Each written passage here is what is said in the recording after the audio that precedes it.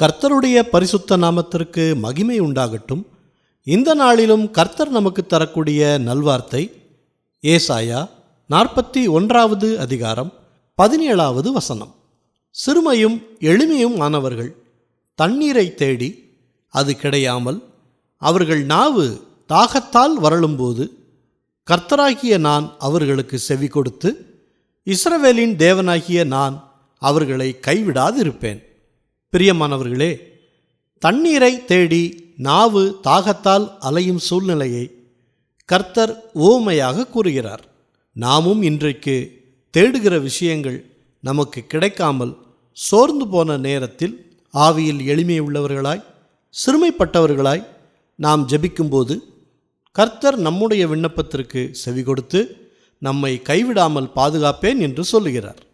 ஆவியில் எளிமை உள்ளவர்கள் பாக்கியவான்கள், பரலோக ராஜ்யமே அவர்களுடையது என்று சொன்ன கர்த்தர் அவர்களுக்கு உதவி செய்யாமல் எப்படி இருப்பார்?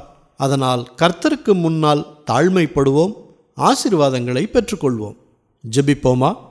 நல்ல தகப்பனே, இந்த நல்வார்த்தையை தந்ததற்காக நன்றி செலுத்துகிறோம்.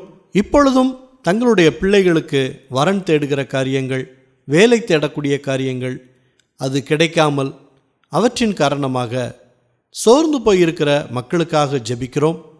சிறுமையும் எளிமையுமாய் இருக்கிற மக்களுக்கு நீங்கள் துணை செய்து அவர்களை கைவிடாதிருப்பேன் என்று நீங்கள் சொல்லியிருக்கிறீங்க. இவர்களுடைய விண்ணப்பத்தை நீங்கள் அங்கீகரிங்க. அவர்கள் தேடக்கூடிய காரியங்களில் சீக்கிரமாக ஒரு முடிவு கிடைக்கட்டும்.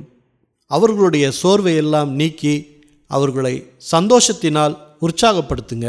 எல்லா துதி கன மகிமை எல்லாவற்றையும் உமக்கே செலுத்துகிறோம். இயேசு கிறிஸ்துவின் நாமத்தில் ஜெபிக்கிறோம் பிதாவே. ஆமேன், ஆமேன். இந்த நல்வார்த்தையை மற்றவர்களுக்கும் பகிர்ந்து மற்றவர்களுக்கும் ஆசீர்வாதம் கிடைக்கச் செய்யுங்கள். கர்த்தர் உங்களை அளவில்லாமல் ஆசீர்வதிப்பாராக.